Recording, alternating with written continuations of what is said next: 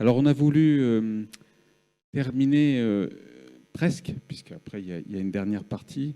Je vais décliner d'ailleurs le programme le temps qu'on installe un petit peu tout. Donc, la partie qui nous concerne là est une grosse partie sur l'employabilité dans l'écotourisme. Donc, ça vous concerne directement tous les jeunes. Je continue à saluer. Bonjour Pierre, fais attention parce que tu es à l'image, tout le monde te voit, le monde entier te voit.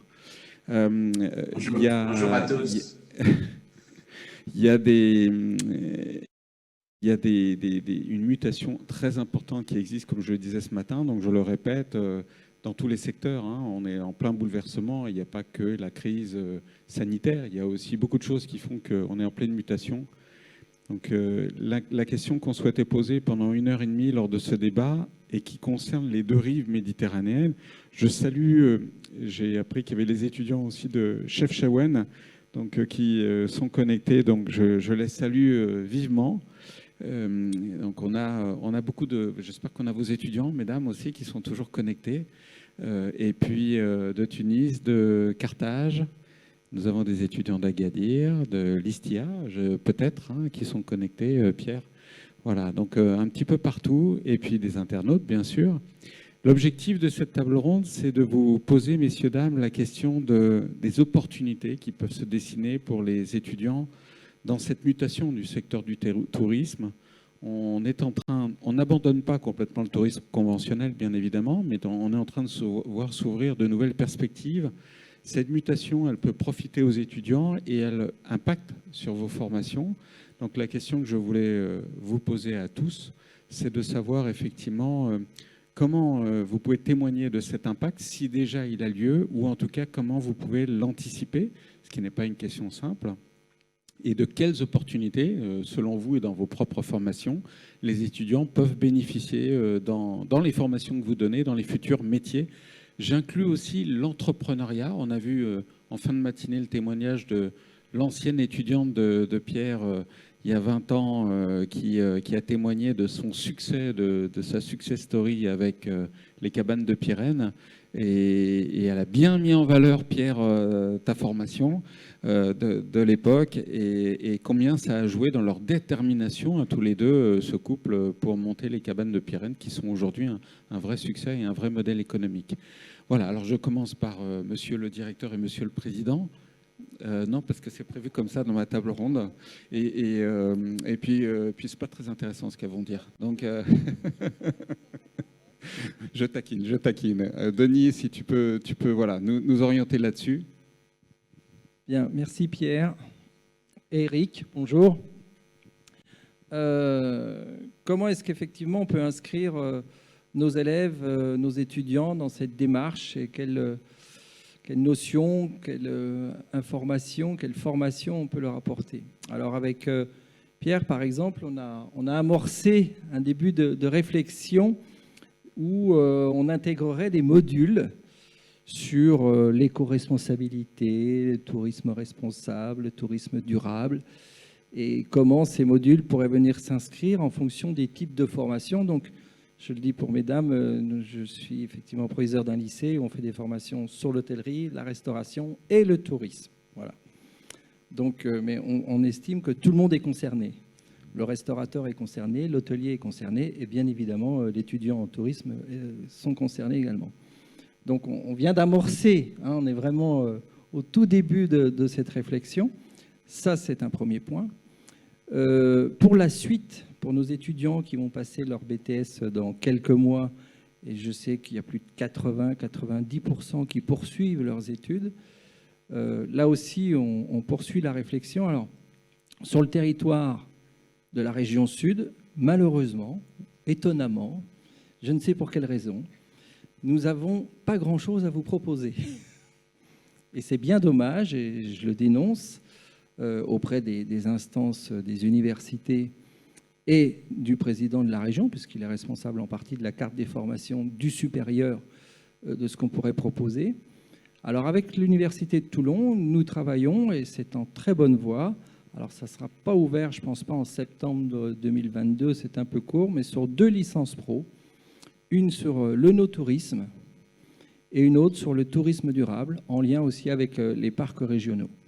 Voilà. Donc ça c'est très très bien enclenché. Et c'est plus que, j'ai envie de dire, à 80% bien amorcé, bien réfléchi, et on devrait l'ouvrir en septembre 2023 au plus tard. Voilà. Donc ça, c'est la première bonne nouvelle. Il y a déjà sur le territoire quelques formations où il y a ces notions, mais ça reste vraiment quelques notions à la marge et ce n'est pas suffisamment travaillé, exploité et réfléchi. Donc c'est en devenir, parce que dernièrement, il y avait la COP26 et tout le monde prend conscience de plus en plus de l'impact environnemental du tourisme, entre autres. On parle de l'industrie, mais le tourisme a aussi un impact environnemental. Et donc, comment le gérer au mieux pour s'assurer la pérennité dans nos métiers et dans le développement de nos territoires à accueillir des touristes dans les meilleures conditions, non seulement pour les touristes, mais également pour les personnes qui y vivent à l'année, j'ai envie de dire. Et qui puissent aussi en tirer profit. Parce que ça aussi, ça fait partie de la réflexion à mener, c'est comment maintenir des populations sur des territoires un peu éloignés ou un peu désertiques. Et qu'est-ce qu'on fait, qu'est-ce qu'on met en place pour que ces gens puissent en vivre dignement. Alors, on accompagne, alors ça a été mis entre parenthèses, mais le lycée Paul Augier et le campus accompagne le Costa Rica sur cette notion. Et nous avons été depuis 3 ans, enfin, ça fait 2 ans que nous n'y sommes pas allés, mais on y allait tous les ans. Et on a commencé à écrire, et à leur écrire avec eux, là aussi, des modules de formation. Eux, ils appellent ça le tourisme rural.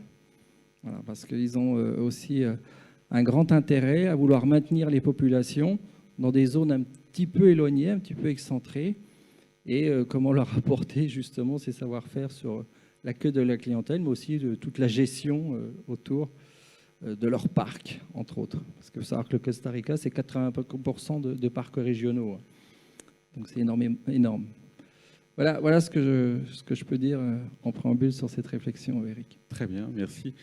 Pardonnez-moi, je ne vous ai pas présenté, parce que comme tu étais là ce matin, mais je vais le représenter quand même, donc tu es proviseur du lycée hôtelier Paul Augier et président du campus d'excellence des métiers des qualifications tourisme international, région Sud, un gros réseau. Alors je vais vous présenter, mesdames, toutes les deux, et puis je vais présenter Pierre aussi, comme ça on comprend qui est réuni, qui nous avons la chance de réunir. Aza Temesek, tu es coordinatrice du master tourisme à l'Institut des hautes études commerciales de Carthage. Tu es aussi vice-présidente de l'association DEFIMED. Et Fatma Kchir, tu es enseignante à l'école supérieure de commerce de Tunis. C'est un master gestion hôtelière et touristique. Management. D'accord, prenez un micro en toutes les deux. Pierre, je ne donnerai que 2 titres. Tu es directeur du campus des métiers et des qualifications du tourisme pyrénéen et tu es responsable du site de Foix de l'Institut supérieur du tourisme et de l'hôtellerie et de l'alimentation, qui est une dépendance de l'université Toulouse-Jean Jaurès.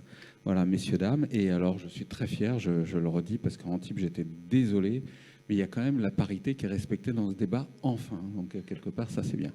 Donc, en Tunisie, mesdames, puisque DEFIMED est un réseau, bien sûr, euro-méditerranéen, comment vous vivez, est-ce que vous le vivez, cette transition, on va commencer par toi, Aza, comment vous vivez cette transition du tourisme dans la formation? Très bien. Alors en fait, la transition, on l'a vécue d'abord surtout avec la transition démocratique, si je me permets de le dire. Et c'est vrai, il faut dire déjà que la Tunisie, elle est connue pour le balnéaire. Il y a même ceux qui disent que c'est plus aussi un tourisme d'hébergement, carrément, où les touristes, malheureusement, restent pendant 10 jours dans l'hôtel, sans sortir, sans découvrir ce qu'il y a dehors. Et les Tunisiens eux-mêmes ne connaissent pas aussi leur pays. Alors c'est à partir de la Révolution, et j'imagine que vous avez un peu suivi l'actualité, le printemps arabe, qu'il y a eu un souffle de patriotisme et que les jeunes se sont dit mais c'est notre pays finalement, on veut le découvrir, il y a tellement de richesses, on veut se l'approprier. Et c'est à partir de là qu'on a vu des jeunes qui ont commencé à explorer en faisant du camping d'abord. Après, il y a eu d'autres jeunes qui se sont dit mais pourquoi pas justement se lancer dans cet élément-là et essayer de créer des gîtes ruraux, des maisons d'hôtes aussi qui pourraient accueillir ces personnes assoiffées de connaissances au niveau de leur territoire, de la connaissance de leur environnement qui est proche finalement, au lieu de partir ailleurs. Et on a vu vraiment un accroissement énorme des entrepreneurs écotouristiques et d'associations aussi qui travaillent justement dans l'environnement, dans l'écologie et dans le tourisme écologique et qui font découvrir aux jeunes et moins jeunes aussi les différents territoires de leur pays et toutes les richesses dont ils regorgent. Donc il y a eu déjà cette prise de conscience et c'est tout naturellement que dans la formation, on a inclus et on a intégré l'écotourisme, la responsabilité sociétale des entreprises qui ne sont pas forcément engagées dans l'écotourisme, comme les hôtels par exemple, mais qui ont aussi une responsabilité et qui devraient aussi essayer de prendre conscience de ces changements climatiques à travers la maîtrise de leur empreinte carbone par exemple. Donc là aussi, il y a eu une certaine prise de conscience et c'est devenu carrément un phénomène un peu à la mode. Alors c'est vrai que parfois ça peut être et prendre la forme de ce qu'on appelle du greenwashing, mais il y a aussi un réel investissement et un engagement. Alors nous, par exemple, à l'IHEC, on avait, c'est vrai, une formation d'abord sur tout ce qui est hôtellerie. Donc c'était tout à fait normal, comme par rapport à notre tourisme, c'est 90% à l'époque qui étaient destinés à l'hôtellerie. Et après, on a évolué progressivement vers des formations en master qui intégraient la notion de développement durable dans le tourisme, qui intégraient la notion de l'écotourisme et tout ce qui tourne autour de l'écotourisme, c'est-à-dire le tourisme alternatif de manière générale. Ça peut être du rural, du tourisme d'aventure, du tourisme de sport, de l'agritourisme. Donc ça intègre tout en fait une dimension écologique finalement, jusqu'à créer maintenant une formation en master de gestion de patrimoine et tourisme durable où on va allier justement la culture et l'écologie. Et là, c'est une formation qui va être axée sur l'entrepreneuriat justement, parce qu'on se demandait où est-ce que nos jeunes qui vont sortir avec un diplôme en gestion de culture ou du patrimoine plutôt et du tourisme durable vont-ils travailler. Et là, on s'est dit, la meilleure des choses, c'est de leur apprendre à créer eux-mêmes leur propre start-up, leur propre projet. Et donc, on a axé le programme sur des formations sur l'innovation, l'entrepreneuriat, la gestion de projets, l'analyse et l'évaluation de projets également, avec des séminaires immersifs où ils sortent découvrir un peu ce qui se passe autour de leur lieu d'habitation aussi. Alors, ce que j'aimerais aussi dire aux jeunes qui sont présents, c'est vrai que l'écotourisme, ça a une forte connotation écologique, on parle de nature. Mais ce n'est pas aussi restrictif que ça. Il faut penser en fait à ce que vous aimez le plus, à vos passions. Peut-être vous êtes passionné de sport, peut-être vous êtes passionné d'agriculture, vous êtes passionné par la culture. Et donc l'écotourisme, c'est aussi ça, c'est aussi valoriser un patrimoine qui peut être culturel, qui peut être naturel, à travers une activité qui peut être sportive, agricole ou autre. Et c'est avant tout plus qu'un métier, c'est un état d'esprit, c'est une philosophie.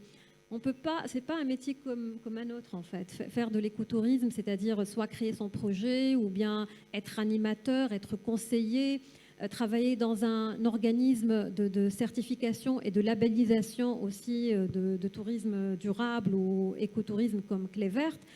Il faut vraiment être imprégné de ces valeurs pour pouvoir après travailler dans ce domaine et inspirer les autres également. Donc c'est un domaine vaste, ce n'est pas une niche. Très souvent on nous dit oh l'écotourisme c'est une niche, c'est un petit segment. Tout le monde ne veut pas faire forcément des randonnées pédestres ou équestres, mais veulent bronzer dans un hôtel. Eh bien non, ce n'est pas une niche. Il y a vraiment toute une myriade de métiers qu'on peut faire. allant de l'animation, du conseil, apporter, si vous êtes dans le marketing, dans la gestion, vous pouvez apporter cet aspect-là à un éco-producteur touristique qui, lui, ne maîtrise pas forcément le marketing ou la gestion. Et vous pouvez même travailler dans un établissement touristique classique, mais les inciter justement à prendre conscience de l'aspect écologique, culturel, et ça peut être déjà faire sa petite part du colibri pour cette transition. Par exemple, Aza, toi, cette dimension écologique, tu l'as peut-être anticipée, ou est-ce que c'est récent que tu le distilles dans l'enseignement? Alors, c'est vrai que nous, en tant qu'enseignants-chercheurs, déjà, on connaît un peu plus les tendances, un peu plus à l'avance par rapport à notre vécu.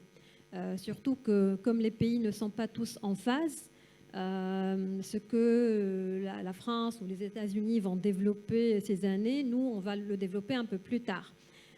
Donc nous, on avait anticipé cela, mais c'est vrai qu'en termes d'emploi et de métier, on ne pouvait pas proposer aussi beaucoup de formations axées sur l'écotourisme, alors que derrière, il n'y avait pas de débouchés, il n'y avait pas d'employeurs.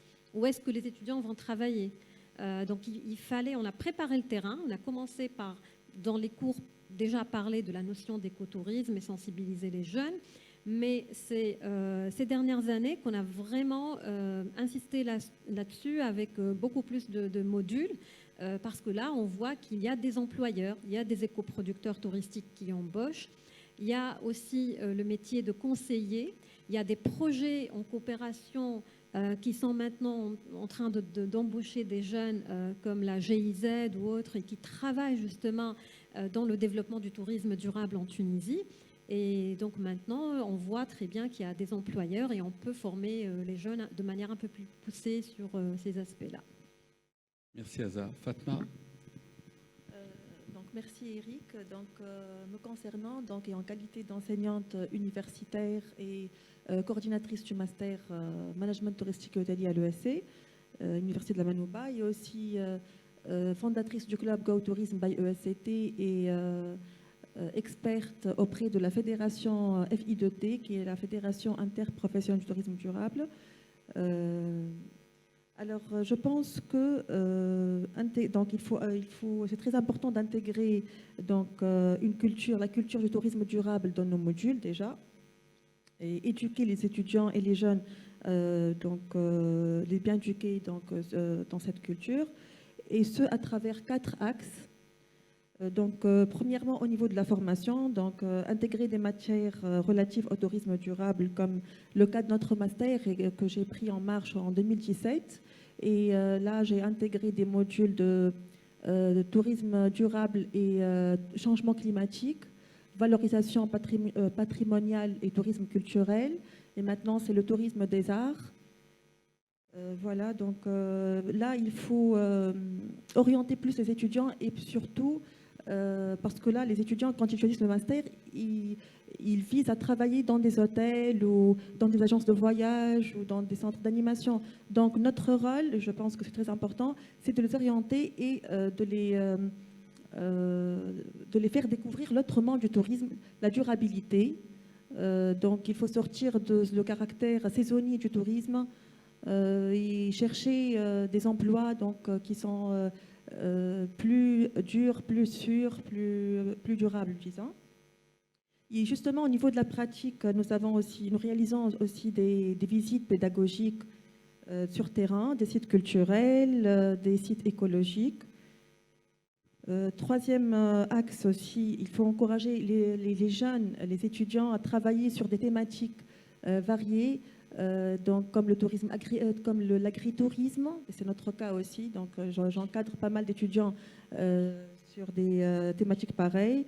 Donc les hébergements alternatifs. L'agritourisme en Tunisie, ça va être de l'accueil à la ferme ou ça va être plutôt... Oui, c'est l'accueil à la ferme. D'accord, parce que culturellement, j'avais compris que sur la rive sud, déjà, l'hébergement chez l'habitant, c'était pas quelque chose de très répandu. C'est pas très développé, non, jusqu'à présent. C'est en train de se développer au sud de la Tunisie, d'accord.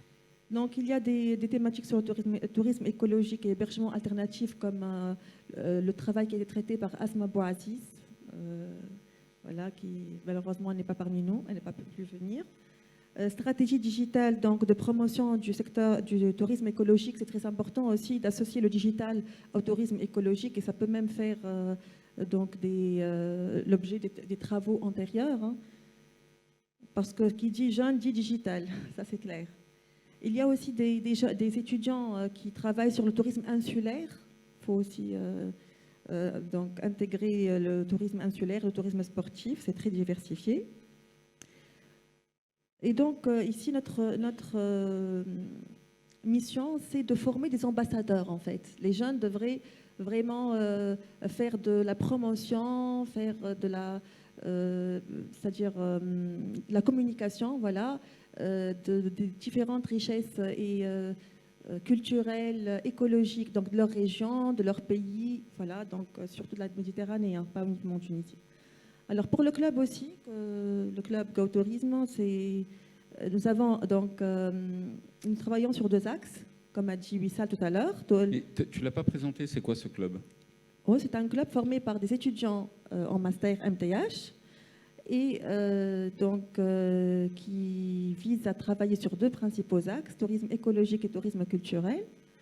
Donc là, en réalisant donc, des sorties, des campings, des visites, des circuits même. On est en train de mettre en place des circuits touristiques aussi pour le sud tunisien. En dehors de leur formation, bien sûr. Hein. Oui, c'est un club loisir, on va dire. Oui, c'est des loisirs, mais on peut dire qu'il enrichit la formation. Voilà, il enrichit la formation par des idées des jeunes. Et voilà, on est en train de faire un plan d'action là, à court et à long terme. Voilà. Et grâce à Défimed, on a pu faire la visite d'Arzagouen. C'est le club et FI2T et le master à la fois. D'accord. Voilà, c'était vraiment très riche. Merci. Il me semble, Aza aussi, que vous avez un club. Hein. Tu peux le présenter parce que je pense que c'est des initiatives qui peuvent, ça existe peut-être en France, hein, mais en tout cas qui peuvent inspirer. Pierre pourra nous en parler parce que je crois qu'il y a un club aussi qui s'est formé à l'ISTIA. Oui, exactement. À l'IHEC, on a un club qui s'appelle Club Discovery, qui est aussi un club dont la première mission était de réunir étudiants qui soient en master tourisme ou autre, aussi licence ou autre master, pour faire découvrir la Tunisie autrement, avec des campings, mais aussi ils mettent en valeur la gastronomie tunisienne sur place, à l'IHEC. Par exemple, il y a eu des visites de chefs cuisiniers, mais aussi des producteurs de produits de terroir, qui sont venus présenter leurs produits aux étudiants. Il y a eu aussi une manifestation avec des habits traditionnels. C'est les étudiants eux-mêmes qui ont fait le défilé. C'était extraordinaire. Ils font vraiment preuve de beaucoup de créativité, d'imagination. C'est eux qui ramènent des sponsors, qui organisent tout. Ils ont juste le local à leur disposition à l'IHEC et c'est eux qui deviennent les maîtres du lieu, quoi. Voilà. Fatma, oui. Oui, donc... Ah oui, je t'avais interrompu en réalité. Hein. C'est pas grave. J'adore ça, mais bon.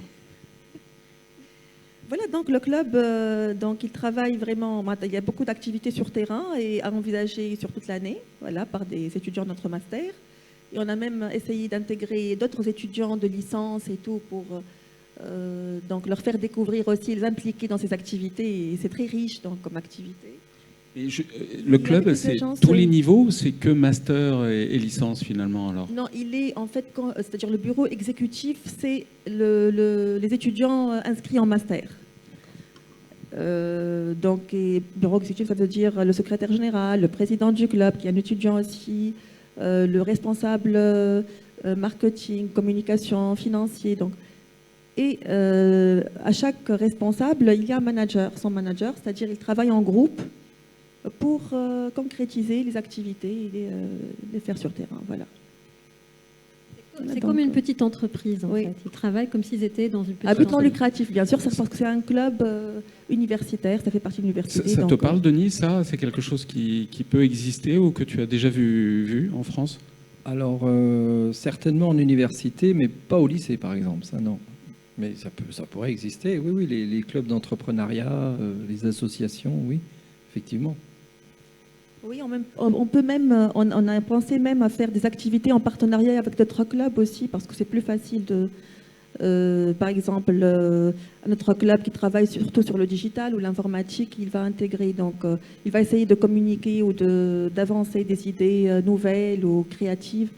Et comme ça, ça devient plus large. Donc Est-ce que, Pierre, c'est quelque chose qui existe, je crois, à l'ISTIA. Il y a une association d'étudiants, juste sur ce point, puis bien sûr, après, je te donne la parole sur le point central, mais qui existe, il me semble.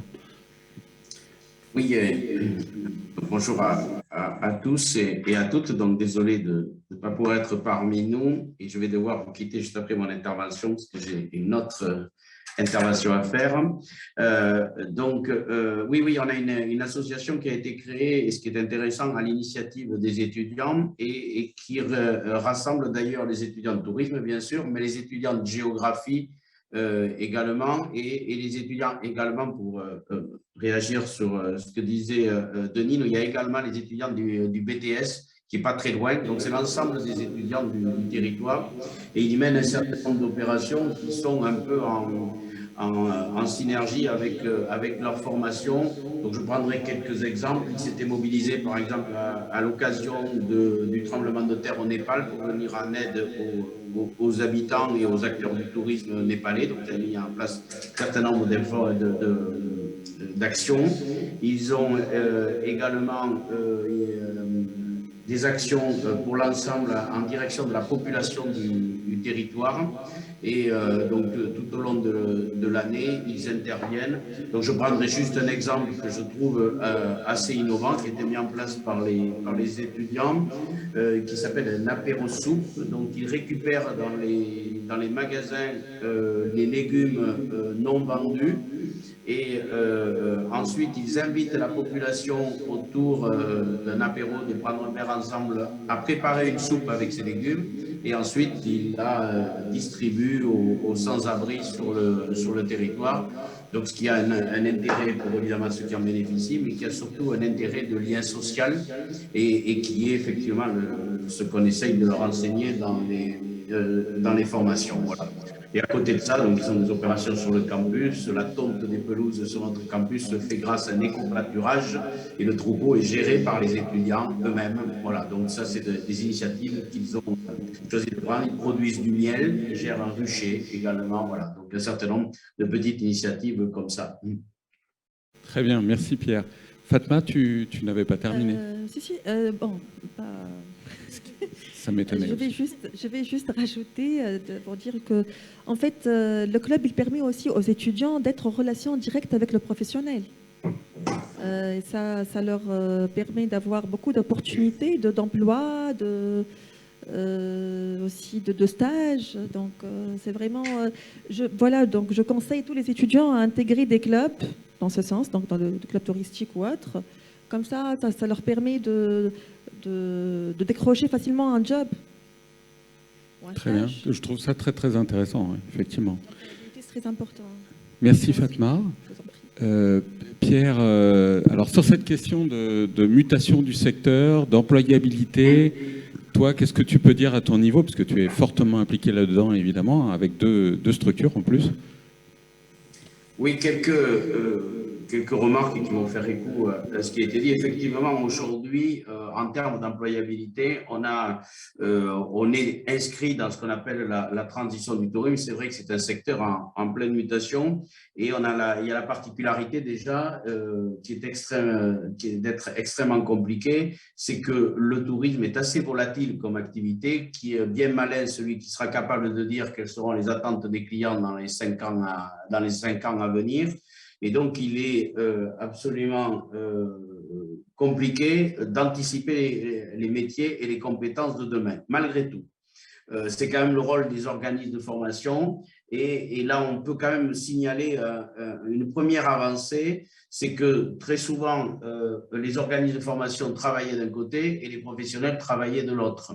Et que de plus en plus, à la fois par les instances de l'enseignement et à la fois par les réseaux de professionnels, il y a une connexion qui se fait de plus en plus, et ce n'est pas Denis qui va me contredire, il y a une connexion de plus en plus aboutie qui est le modèle du campus des métiers et des qualifications qui réunit dans une même structure. Évidemment, l'enseignement, mais pas que l'enseignement supérieur, pas que l'enseignement secondaire, les deux niveaux, qui réunit les acteurs socio-professionnels, qui réunit également le monde de la recherche et des institutionnels en ce qui concerne le tourisme. Et c'est ensemble que nous construisons, que nous imaginons les évolutions du secteur du tourisme et que nous imaginons les parcours de formation. En même temps, je crois que ce qui est important, et dans ces mutations, et c'est à la fois, j'allais dire, une opportunité pour les étudiants, c'est de regarder un peu quelles sont les grandes évolutions du tourisme. Si je regarde avec un petit peu de recul, on a eu une grande première étape dans les métiers du tourisme qui étaient essentiellement des métiers liés à la production et au management du tourisme. On le retrouve dans l'hôtellerie, le tourisme. Et donc, les formations étaient orientées autour, en particulier, des sciences de gestion. Et l'enjeu était de fabriquer du produit touristique, de concevoir du produit touristique et de le commercialiser. Parce que la tendance était d'accueillir du client et le maximum du client. Et depuis un certain nombre d'années, ça a été évoqué par mes collègues tout à l'heure, on a une autre vision du tourisme aujourd'hui qui est ce qu'on appelle un petit peu une approche territoriale du développement et qui va considérer qu'aujourd'hui, bien sûr, il faut toujours répondre aux attentes du client, mais il faut aussi se préoccuper de l'habitant, il faut aussi se préoccuper du territoire et de ses ressources. Donc, vient aujourd'hui dans le champ de compétences des étudiants et donc des formations que l'on dispense, nous, vient se mettre en perspective à la fois un travail des compétences en matière de production et de commercialisation touristique et à la fois des compétences en matière de développement. Donc, ce qui est important, c'est qu'il ne faut surtout pas les opposer et d'en abandonner une au profit de l'autre. Il faut juste qu'en matière de compétences, les étudiants qui iront ensuite chercher un emploi puissent se positionner parfaitement par rapport à cette question de la production et par rapport à cette question du développement, parce que ce ne sont pas tout à fait les mêmes compétences. Donc ça, c'est une première grande évolution qui a eu l'avantage de diversifier les métiers et de diversifier les employeurs. Il y a une deuxième avancée dans le tourisme, et ce ne sont pas mes collègues Fatma et Assa qui vont me contredire, c'est l'arrivée du numérique. L'arrivée du numérique dans le secteur du tourisme qui est venu révolutionner un petit peu ce monde-là, à la fois avec la digitalisation de l'information et de la commercialisation. Donc là, on a eu tout un travail et je sais qu'en Tunisie, vous êtes très avancé sur ces questions-là. Donc ça a créé de nouveaux emplois et si je prends l'exemple de l'Université de Toulouse, on a même créé une licence professionnelle qui fonctionne toujours très bien sur ce terrain-là. Et il y a un autre secteur qui s'est développé avec le numérique, c'est ce qu'on appelle la gestion de la donnée et l'accompagnement à l'aide de la décision des auteurs. Et là, on a vraiment des nouveaux métiers qui sont en train de se structurer. Et ce qui nous a même amené à créer un master qui fonctionne excessivement bien sur la création d'outils d'aide à la décision pour les employeurs et la gestion de la donnée dans le tourisme. Donc, il est en train de venir également structurer cette activité. Et on voit bien qu'avec ce qui se passe aujourd'hui dans le secteur du tourisme, notamment avec les problématiques de la surfréquentation qui va nécessiter sans doute une réflexion sur la gestion des flux, on voit bien comment ces formations et l'arrivée du numérique va apporter des réponses, va nécessiter des nouvelles compétences, mais va apporter des compétences, des nouvelles opportunités d'emploi pour les étudiants.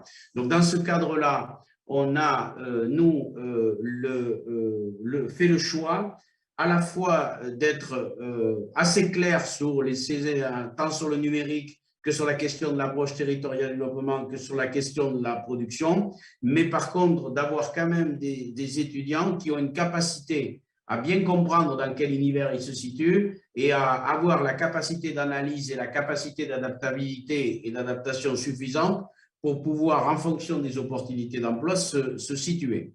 Dernier point que je voulais évoquer, c'est que là, on est du côté de la formation, du côté des compétences, mais on assiste, et je pense que les étudiants ont intérêt à avancer sur ce terrain de manière très importante, on assiste à un changement dans les attentes des étudiants. Jusqu'à il y a peu de temps, les étudiants qui candidataient chez nous, nous venaient et nous disaient « je souhaiterais travailler dans tel secteur d'activité, dans tel métier, et j'ai vu que chez vous, il y avait la formation ». Donc, ils faisaient un lien entre leur métier et la formation. Aujourd'hui, il y a une évolution qui est loin d'être négligeable, c'est que les étudiants arrivent effectivement sans doute pour chercher un métier, sans doute pour chercher des compétences, mais ils viennent chercher une formation qui va leur permettre d'évoluer dans un cadre de vie pour pouvoir conduire eux-mêmes en harmonie un choix professionnel et un choix de vie personnelle. Voilà. Et donc là, il va falloir aussi que les employeurs s'adaptent à la prise en compte des attentes personnelles des futurs employeurs. Et dans ce cadre-là, on le voit de plus en plus dans nos formations, on voit la place de l'entrepreneuriat. Beaucoup d'étudiants chez nous viennent se former et à la sortie, créent leurs propres entreprises. Et vous avez eu ce matin, donc si j'ai bien compris, les cabanes de Pyrène avec Charlotte Grolimoun et Sylvain Savasi, qui sont une pure illustration et une parfaite illustration, mais j'en aurai plein d'autres, où ils ont suivi le master chez nous et ensuite ils ont créé leur propre entreprise, où ils ont associé leur choix de vie, avec une passion pour le cheval, une passion pour le milieu naturel et leurs compétences touristiques, où ils ont développé ces équipements insolites. Et ça fait maintenant, je ne sais plus combien, une quinzaine d'années, une vingtaine d'années qu'ils ont développé ce projet. Il y a plein d'autres projets. Donc, on voit bien qu'il ne faut pas négliger dans l'employabilité, évidemment, le travail salarié dans diverses structures, qu'ils soient bureaux d'études, qu'ils soient hôtellerie, qu'ils soient chez les institutionnels, chez les entreprises privées, etc. Mais l'entrepreneuriat qui est un élément excessivement important. Et on a aujourd'hui des dispositifs qui se développent, et j'en terminerai là-dessus. À l'université, il y a de l'accompagnement à la création d'entreprises, notamment avec un dispositif national en France qui s'appelle le dispositif Pépite Écrin. Mais on a également, et c'est ce qu'on est en train de développer dans le cadre du campus des métiers et des qualifications, la création d'une pépinière d'entreprise pour accompagner les jeunes étudiants à créer leur propre activité, leur propre entreprise dans le secteur du tourisme. Et je crois fortement, quand on parle de durabilité, et j'en aurai terminé, quand on parle de durabilité, à la mixité entre le choix de vie des futurs professionnels qui vont ensuite travailler dans un secteur, mais dans un territoire qu'ils auront choisi. Et je crois qu'il n'y a rien de mieux pour préserver des ressources, préserver un territoire, que d'avoir des professionnels qui ont un intérêt à ce que leur territoire se développe le plus harmonieusement possible. Voilà. Donc là, je pense qu'on arrive à un moment charnière dans la création d'emplois où la formation ne suffira plus. Il faudra que l'environnement soit prêt à accueillir les futurs professionnels. Voilà quelques réflexions sur les évolutions actuelles. Tu peux réagir, tu es dans cette dynamique aussi de ton côté? Alors effectivement, on rejoint complètement l'analyse de Pierre sur le côté entrepreneuriat. Et là aussi, c'est des discussions qu'on vient d'entamer avec l'Université de Nice. Et ils ont tout un département dédié à l'entrepreneuriat. Et on leur a fait remonter ces besoins qu'ont nos étudiants ou les projets. Et on voudrait également proposer des modules en plus de la formation initiale, puisque nous, ils sont principalement en formation initiale. Il y a quelques élèves également au Greta qui suivent le BTS Tourisme en alternance, mais de leur permettre de donner un accès à ce module entrepreneuriat qui ferait en dehors de leurs cours, alors de manière un peu hybride aussi, ce qui leur permet de gérer leur temps de formation, entre est-ce que je le fais le soir, est-ce que je le fais le samedi, enfin, quand ils le souhaitent, et puis qui serait validé, bien évidemment, en fin de parcours avec un soft skill, comme on dit aussi, supplémentaire ou complémentaire aujourd'hui à leur examen, à leur diplôme, et de pouvoir développer leur projet. Alors nous, on n'a pas, je reviens sur la notion de club qui est très très intéressante, ou d'association, qui permet de les mettre en pratique, puisque c'est bien d'enseigner, mais c'est encore mieux de le mettre en pratique. On a la chance quand même d'avoir des belles équipes d'enseignants dans cet établissement, qui leur proposent énormément de projets. Mais ce n'est pas encore un club, mais ils sont très souvent mis dans l'action, mis en pratique, justement des enseignements divers et variés. Ça va de l'accompagnement croisière touristique à l'organisation d'événements. Et c'est quelque chose qu'apprécient beaucoup les étudiants aussi. C'est vrai. C'est le cas aussi avec les travaux que vous faites sur le terrain, Pierre. Hein. Alors, vous avez certainement la même chose, mais c'est ça. Hein. Oui, c'est de plus en plus l'université, l'enseignement se professionnalise. Et d'ailleurs, les lycées ont été assez précurseurs, et notamment le BTS Tourisme, avec les actions touristiques appliquées. À l'époque, ça remonte maintenant, je crois, aux années 90. C'est un système ancien. Et grâce à l'arrivée des licences professionnelles et des masters professionnalisants dans les universités, on a des travaux qui vont de l'atelier pédagogique qui concerne l'ensemble de la promotion et qui répond à la commande d'un prestataire tout au long de l'année, encadré par l'équipe enseignante, en passant par le projet tutoré de groupe ou projet tutoré individuel pour licence professionnalisée. Et ensuite, évidemment, il y a l'ensemble des stages et des mémoires qui sont réalisés. Donc, cette connexion avec le monde professionnel et la pratique est de plus en plus importante. Et on a développé, mais je crois que c'est vrai partout, et à l'heure actuelle, c'est encouragé par le gouvernement, c'est de développer toute la formation, l'accès par apprentissage ou contrat de professionnalisation qui permet d'associer un temps à l'entreprise et un temps à l'école avec des plannings aménagés. Et on voit bien que c'est une réponse particulièrement adaptée, tant pour l'étudiant qui voit très vite comment mettre en pratique ce qu'il apprend sur les bancs de l'école ou de l'université, et pour l'entreprise qui se retrouve à co-former un jeune, ou moins jeune d'ailleurs, et qui ensuite deviendra un collaborateur très opérationnel dès l'obtention de son diplôme. Et donc ça, c'est quand même des dispositifs extrêmement importants, et j'encourage les jeunes à regarder ça de près, parce que ça donne de très bons résultats en termes d'emploi et en termes de carrière ensuite. Mesdames, une question qui me vient souvent à l'esprit, Pierre, je lui ai posé plusieurs fois la question, est-ce qu'il y a un suivi des étudiants quand ils sortent de leurs études pour voir un petit peu ce qu'ils deviennent, c'est-à-dire vérifier si votre formation se concrétise effectivement? Personnellement, je garde de très bonnes relations avec mes étudiants. Ils m'appellent souvent pour me dire ce qu'ils ont fait, ce qu'ils ont... leur métier, c'est-à-dire ou est-ce qu'ils veulent changer de métier ou rester dans la même boîte et tout, donc je les suis de près.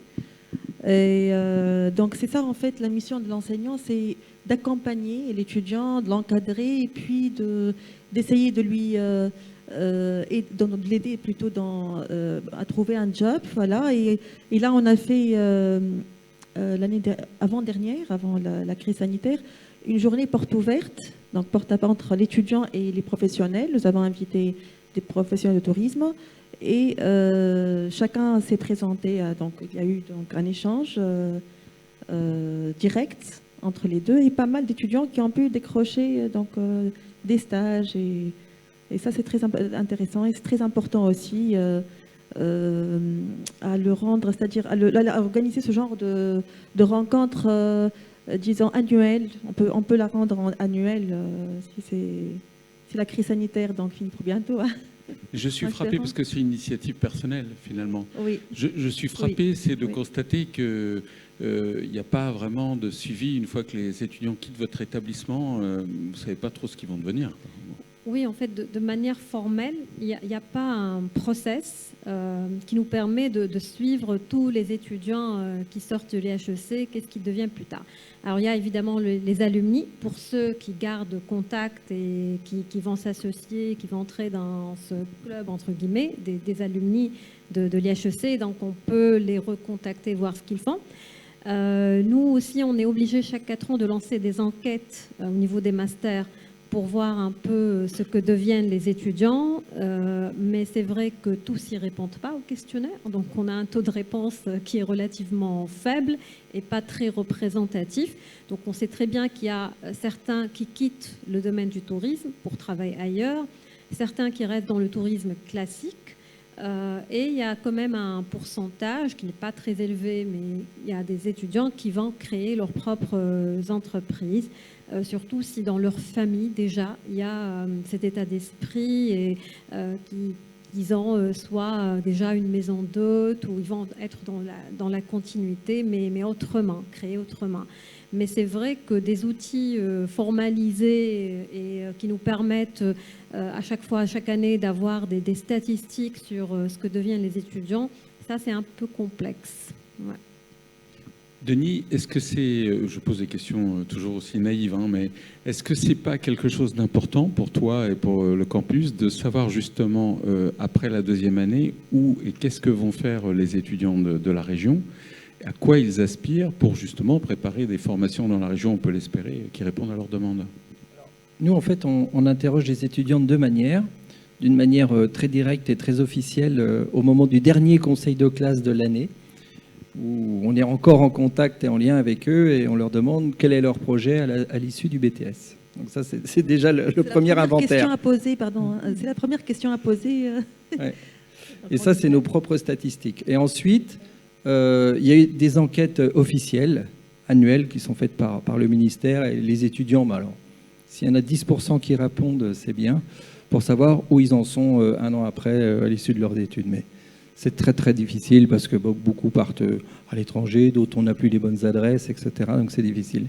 Mais c'est là que je peux dire que oui, on a 90% d'étudiants qui souhaitent poursuivre. Et qui, pour poursuivre, doivent, pour nous, en ce qui nous concerne, quitter le territoire. Voilà. Alors des fois, ça peut être bien de quitter le territoire aussi. Hein. Je ne veux pas dire qu'il faut spécialement rester dans sa région. Mais c'est quand même dommage que dans la région qui se vante d'être la région la plus touristique de France, après l'Île-de-France, on n'ait pas toute cette offre de formation liée au tourisme. Et puis je m'interrogeais, moi je ne suis pas un spécialiste du tourisme hein, comme vous, loin de là, mais quand j'entends, on parle beaucoup du supérieur, de l'enseignement, des masters, des licences, est-ce qu'il ne serait pas aussi intéressant de faire réfléchir nos étudiants, vos étudiants, sur comment aller vers les gens qui habitent ces territoires et qui accueillent les clients et leur proposer de l'accompagnement et de la formation? Je me dis, c'est peut-être aussi dans le cadre de l'entrepreneuriat ou des clubs, des choses à mettre en place, des modules à mettre en place ou des formations qui pourraient être intéressantes. Parce que quand vous parliez par exemple de l'agrotourisme, je peux être un très bon agriculteur, j'ai une belle bâtisse, un beau lieu. Comment je vais l'aménager? Comment je vais accueillir? Qu'est-ce que je dois faire pour être aux normes, entre autres, par exemple? Voilà. Il y a toute cette démarche qui n'est pas évidente. Pour intervenir. Alors en fait, pour ces questions, il y a déjà les projets de fin d'études qui sont vraiment concrets et les étudiants vont être placés justement chez ces professionnels qui vont traiter des problématiques urgentes. Il y en a certains qui ont par exemple développé des labels écologiques pour certifier le producteur écotouristique. Certains vont travailler sur des problématiques de digitalisation parce que le producteur il souffre d'une faiblesse de visibilité, de notoriété. Donc ils vont l'aider à mettre en place toute une stratégie de communication, de référencement, etc. pour avoir plus de notoriété. Ils vont aussi travailler sur des problématiques parfois de l'économie circulaire, de gestion de déchets, etc. Donc là, il y a vraiment une concrétisation avec ces projets de fin d'études et ces mémoires au niveau des stages. Mais également, on a pensé cette année à intégrer des projets tutorés où on va collaborer avec les professionnels qui viennent avec des problématiques qu'ils vont réaliser sur 6 mois, 3 ou peut-être 1 an, et qui vont être aussi accompagnés avec les étudiants qui vont apporter leurs idées. Pierre, comment ça se passe de votre côté, cette suite aux études? Alors, nous, on a, pour suivre, on a plusieurs dispositifs. D'abord, l'université a tout un outillage pour suivre les étudiants à 6 mois, 1 an, 18 mois, 24 mois, je crois, et 30 mois, je crois. Voilà. Donc, on a ce suivi, alors qui est un peu fastidieux avec la limite qui a été évoquée par les collègues, c'est-à-dire le taux de réponse qui n'est pas toujours très bon.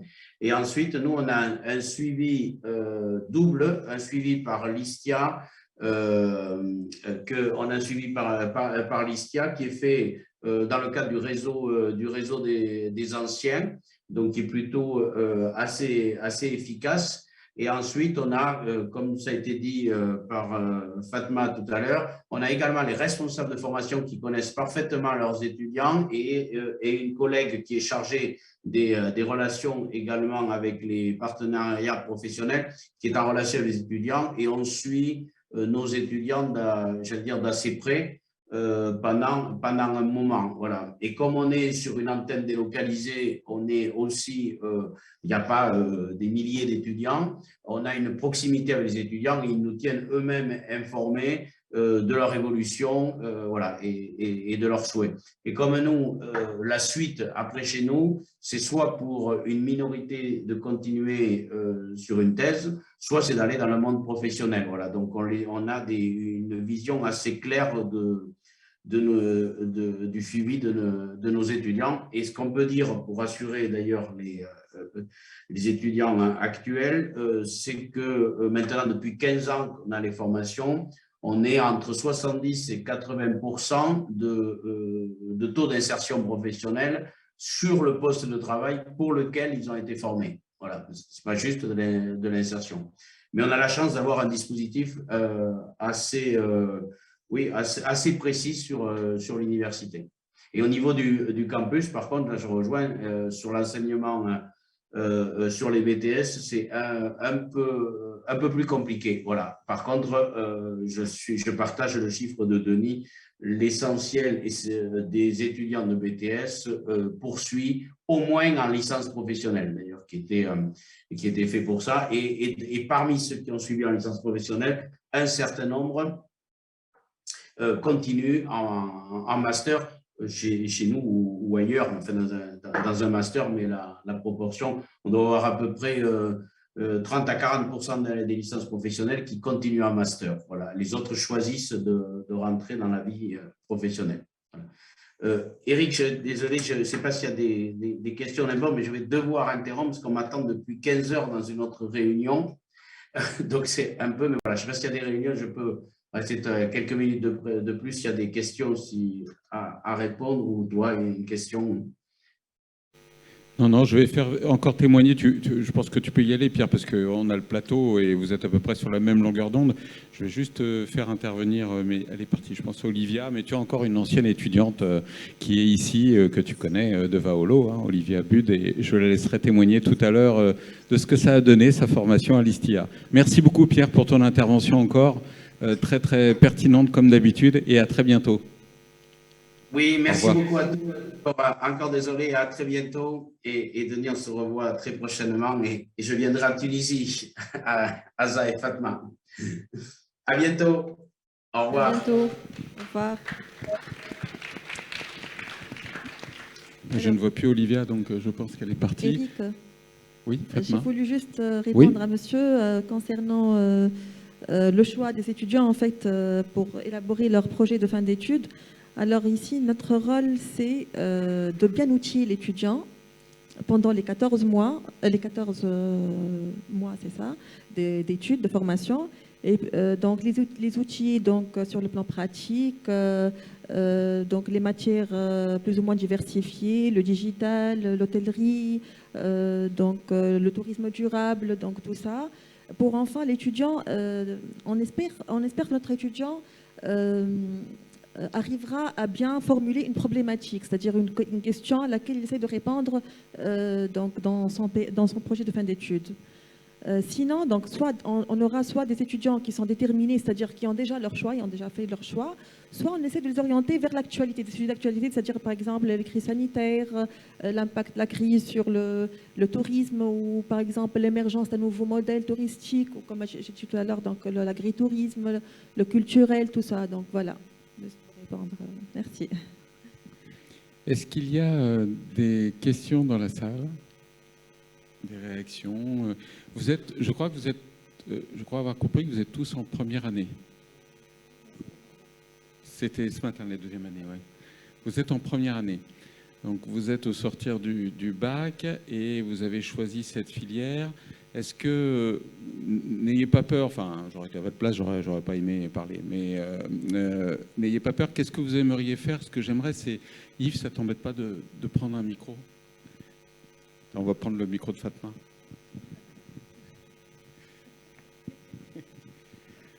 Juste au hasard, mais est-ce que vous avez une idée de ce que vous voulez faire et en écoutant ce qui a été dit là, est-ce que ça vous inspire par rapport à la filière hôtellerie, restauration? Est-ce que quelqu'un peut répondre juste à cette question? Ou vous êtes mis là moi, j'avais choisi ma première année de fac parce que c'était chauffé l'hiver. Donc, je ne savais pas trop ce que je faisais, mais d'ailleurs, ça s'est confirmé après. Mais est-ce que vous avez Alors, généralement, c'est les jeunes femmes qui s'expriment plus que les jeunes hommes, ils ne parlent pas. Puis, de toute façon, il n'y en a pas beaucoup, donc c'est simple. Ouais, c'est ça. Enfin, ils sont moins timides pour d'autres choses, mais pour s'exprimer dans une salle... Eric, il faut que tu précises un peu ta question. Alors, qu'est-ce que, Simple. en vous inscrivant au lycée Paul Augier, est-ce que vous avez déjà une perspective de métier? Est-ce que vous avez envie de faire un métier déjà, ou est-ce que pour le moment c'est encore un petit peu flou? Je peux peut-être compléter aussi, parce Oui, que ce vas-y, qui a Yves. été dit par Pierre, c'est que est-ce qu'ils vont... Enfin, Pierre a expliqué que avant, les étudiants allaient en se disant je veux tel et tel métier et je vais là parce que j'aurai telle formation qui me permettra d'avoir tel métier. Et là, il a expliqué que les étudiants, ils voyaient l'évolution vers des étudiants qui voulaient aussi un style de vie, une façon d'avoir une vie qui corresponde à leurs valeurs. Est-ce que ça vous inspire? Alors Yves, il y a le monsieur tout en haut qui a levé la main. Ah. Voilà.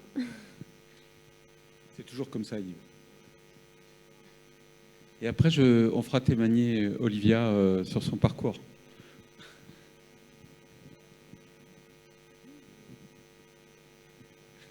Alors, bonjour, je m'appelle Avner, je suis en première année de BTS Apologie. J'étais à la fac pendant 2 ans, voire même 3, et j'ai choisi d'entrer en BTS Tourisme première année cette année parce que j'avais le projet professionnel d'être hôte animateur chez les amateurs de croisière. Et c'est un métier que j'ai en vue depuis assez longtemps en fait. Et la vocation, elle est venue quand j'ai vu les gens faire. Donc voilà. Alors, comment vous les avez vus faire? Vous avez participé à une croisière? Vous avez fait un stage? Vous avez fait quoi? Je voyage beaucoup et le 3/4 du temps, mes voyages sont des croisières. Alors, c'est très écotouristique. D'accord. Très bien. Ah, c'était à voile. D'accord, c'est les croisières à voile. Okay. Oui, voilà, c'est ça. D'accord, très bien. Non, mais très bien. Voilà, c'est des aspirations. Alors, Yves, excuse-moi, je vais te faire marcher. Mais puisque Olivia est revenue, je voudrais bien, Olivia, ça ne t'ennuie pas, enfin je sais que ça ne t'ennuiera absolument pas, de témoigner de ton parcours. Donc toi, tu as suivi formation avec Pierre Torrent. Tu vas nous expliquer quelle était cette formation, puis comment ça a débouché. Bonjour à tous. Alors moi, j'ai fait ma formation, j'ai juste fait mon master à l'ISTIA, donc à Foix, un master tourisme et développement. Ce master nous permet d'avoir une vision globale sur le tourisme, donc l'impact qu'il a sur les territoires, mais aussi...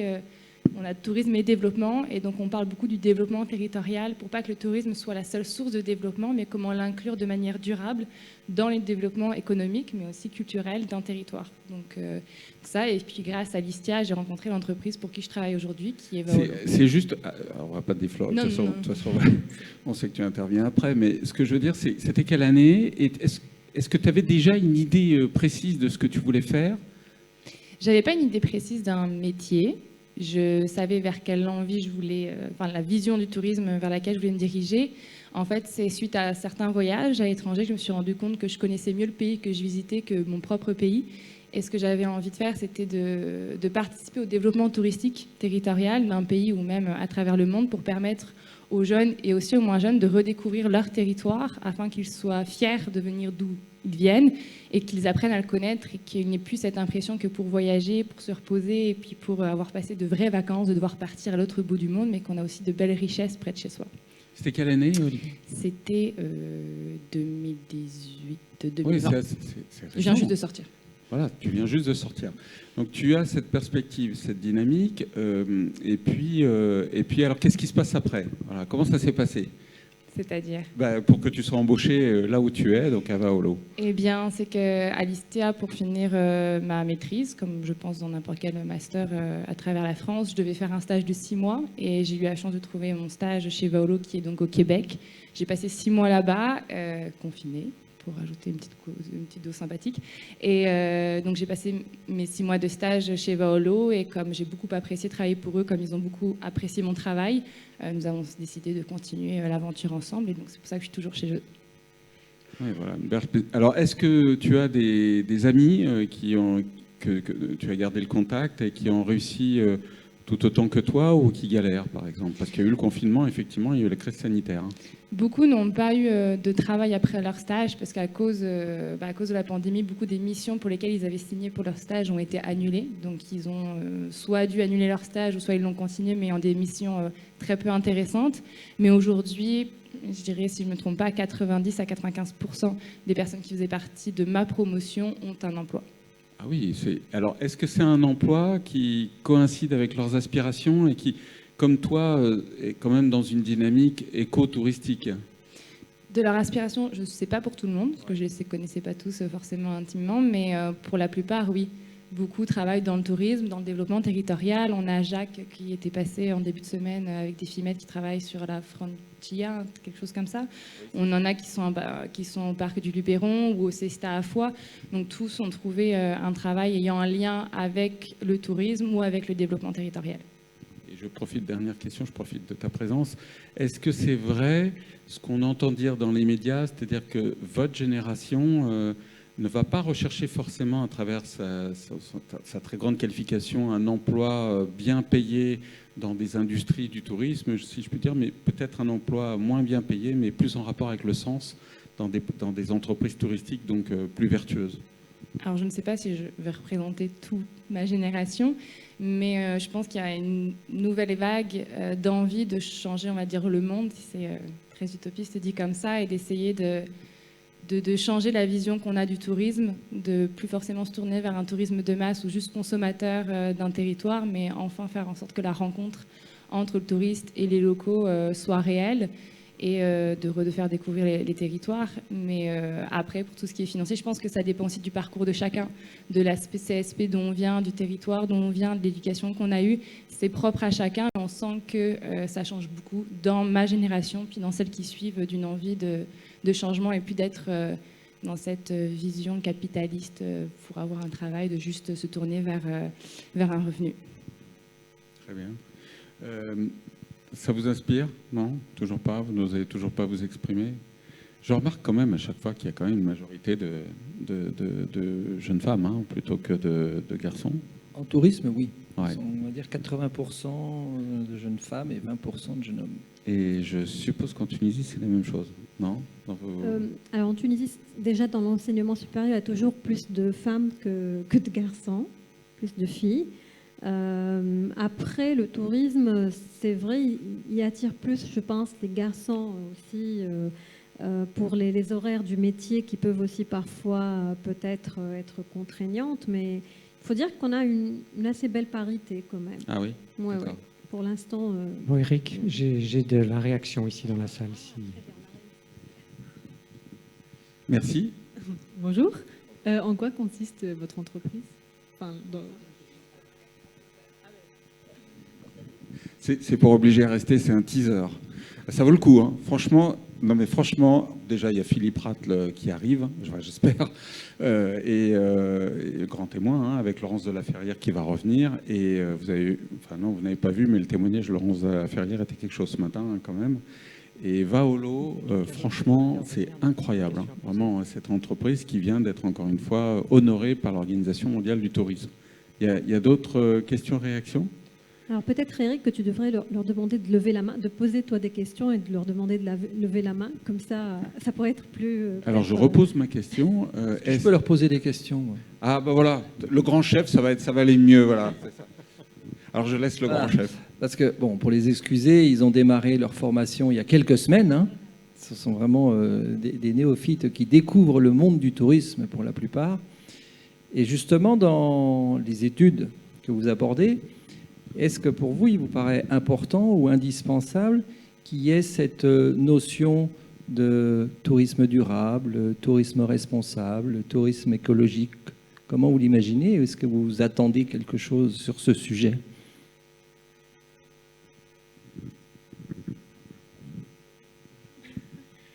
Bonjour. Alors moi, de base, je ne m'intéresse pas trop à ce genre de choses, c'est-à-dire l'écotourisme et tout ça, je ne sais pas, je n'ai jamais été vraiment très concernée. Et justement, j'espère que ça va m'aider à avoir un petit peu plus de curiosité et d'avoir envie de m'y intéresser un petit peu plus et d'être plus investie parce que c'est quand même un sujet assez important, surtout pour nous les jeunes. Donc j'espère que ça va m'aider à vraiment avoir envie d'en apprendre plus sur le sujet. Voilà, merci. Moi, je pars des idées reçues, c'est que vous savez tous ce que c'est que l'écotourisme et que forcément vous êtes sensibilisés. Et je découvre à chaque fois que je suis complètement dans l'erreur et que finalement vous n'êtes pas plus sensibilisés que ça. Et y compris sur la rive sud, hein, avec vos étudiants. À chaque fois, c'est une découverte et c'est là qu'on voit le chantier qu'il y a à faire à ce niveau-là. D'ailleurs, Adrien, je lance un appel, je ne sais pas si ça peut marcher par le chat sur Facebook, mais si les étudiants, notamment de Chefchaouen, qui ont été épatants lors de notre université de Défimed, peuvent réagir, et s'ils ont déjà des idées, eux, de ce qu'ils veulent faire au Maroc, qu'ils n'hésitent pas à témoigner. Alors voilà, je lance l'appel. Et puis tu me dis s'il y a des questions par chat. Il y a d'autres réactions ou questions? Généralement, voilà, quand il y a une première réaction, puis évidemment, c'est Denis Ferraud, ça marche. Bonjour. En fait, moi, ça fait 3 ans que je suis à Paul Auger. Et quand je suis arrivée, on ne faisait pas du tout gaffe à tout ce qui est recyclage, on va dire. Enfin, il y avait déjà des mesures qui étaient mises en place, mais pas trop. Et en fait, on peut constater qu'il y a une évolution parce que maintenant, les profs, j'étais en bac pro service, même eux, ils nous parlaient de recyclage, de l'écologie et tout. Et même le proviseur, du coup, il a mis des poubelles à disposition pour le tri. Et non, mais voilà. Et je trouve, en fait, c'est une bonne évolution et ça nous met vraiment dans l'écotourisme, du coup, parce que on est arrivé, il n'y avait pas trop. Et maintenant, en fait, on voit qu'il y a une belle évolution quand même au niveau de ça. Et du coup, les étudiants se font sensibiliser grâce à ça. Donc voilà, c'est tout ce que j'avais à dire. Très bien, merci. D'autres réactions? Alors, ce que je vous propose, Adrien, avant que tu t'endormes, parce que je ne veux surtout pas que tu t'endormes, tu sais. Vous n'avez pas vu le film Défimed Jeunes, qui dure 5 minutes, je crois, mais qui n'est pas très très long. Je voudrais que vous le regardiez parce que les jeunes ont bien compris, notamment les jeunes tunisiens et les jeunes du lycée Paul Auger ont bien compris, on l'a vu ce matin, ce qu'on leur avait demandé. Ils ont organisé le 16 octobre dernier, donc il y a eu 20 collectifs depuis l'Égypte, le Liban, la Tunisie, le Maroc, l'Algérie et la France.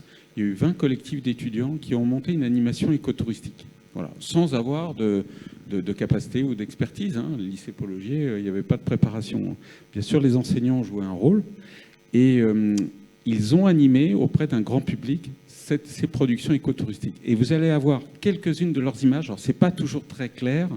Ça a été monté par l'école de cinéma et d'audiovisuel de Grasse, qui est partenaire de Défimed, qui en quelques jours ont réussi à monter ça.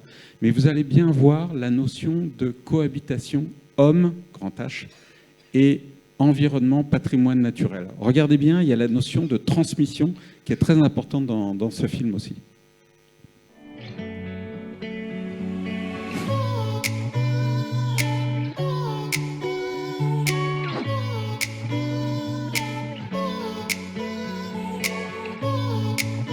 Bonjour, Fatma Akshir, enseignante universitaire, responsable et co-coordinatrice du master management touristique et hôtelier à l'ESC, à l'université de la Manouba, et membre de l'association du tourisme durable écologique Défimed, donc en partenariat avec la Fédération interprofessionnelle du tourisme. Nous avons organisé cette journée de tourisme Day Tour vertueux, qui est une journée organisée par nos jeunes du club Go Tourisme pour découvrir et mettre en valeur ces différentes richesses naturelles, écologiques, culturelles, donc sur tous les réseaux sociaux et essentiellement sur la plateforme de Défimed. Donc bienvenue et on va passer ensemble une très belle journée. Merci.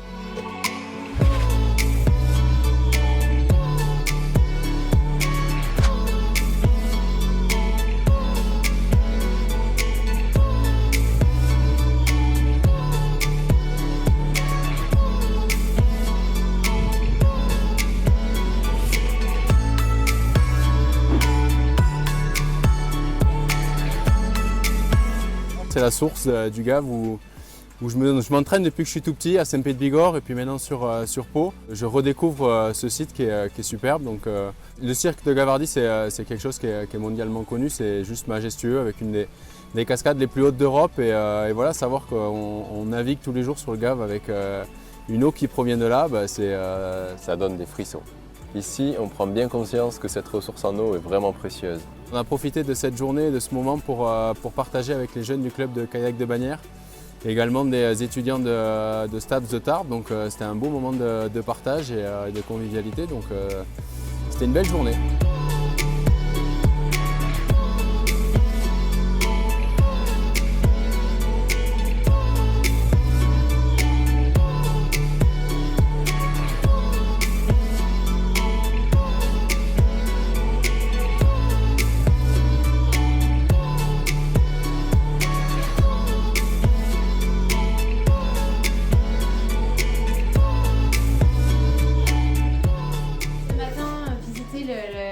La Médina de Hunshouk dans le cadre du projet DefiMed. Nous avons beaucoup apprécié la visite.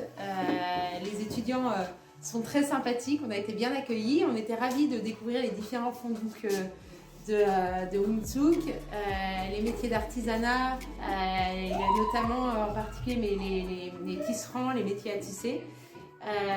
Et on a été accueillis pour un repas délicieux. Le Kessra. Je suis désolée. Le Kessra qui était qu'on a découvert, qui était vraiment délicieux. On avait peur que ce soit trop épicé, mais finalement c'était parfait. Je le recommande. Voilà, dans une très bonne ambiance. Donc merci beaucoup et merci à toute l'équipe.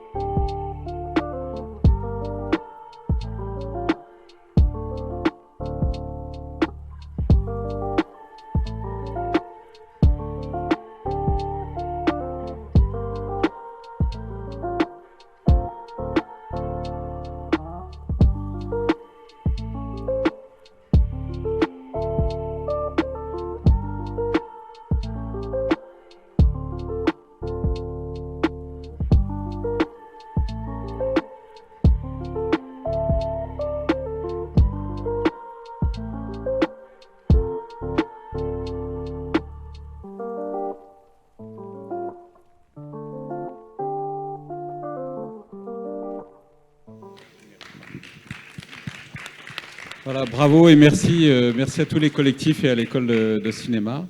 Merci, messieurs, dames, pour votre intervention. J'espère que ça vous aura un petit peu inspiré. Et puis Denis, je reviendrai vers toi pour voir de quelle manière on prolonge notre aventure ensemble. Je le souhaite de tout cœur. Nous allons faire une pause. J'avais juste une petite question, si tu le permets, avant qu'on se quitte, et je profite de votre présence, mesdames, puisque vous dites continuer et de poursuivre. Est-ce que vous accueillez des étudiants français en licence ou master à l'issue d'un BTS, par exemple? Je sais pas. Est-ce que c'est envisageable? Oui, dans le cadre de programmes d'échange, en fait, qui peuvent être financés par Erasmus, ou la coopération Expertise France. Dans ce sens-là, on a déjà reçu des étudiants français, des étudiants turcs, mais également d'une université allemande. Donc ça peut se faire, tout à fait. Donc pour nous, jusqu'à présent, on n'a pas fait d'échange, mais on est ouvert à tout échange, à une coopération entre notre université et les vôtres, c'est-à-dire vous serez les bienvenus. Hein. On va bien. Attendez, madame, parce que comme il y a des internautes... Merci. Bonjour, Claudie Gouzia. Je vais dans le même sens. Bien sûr, des poursuites d'études, mais également des terrains de stage éventuellement. Puisqu'effectivement, nous sommes chartés Erasmus+, et que nous pouvons envisager d'ouvrir des terrains de stage de part et d'autre pour nos étudiants. Nous, on est ouvert. On n'a pas encore fait ce genre d'échange, mais on peut faire une coopération. Voilà. On va échanger les cartes alors. Oui. Merci. Avec plaisir, bien sûr. Merci à vous. Merci.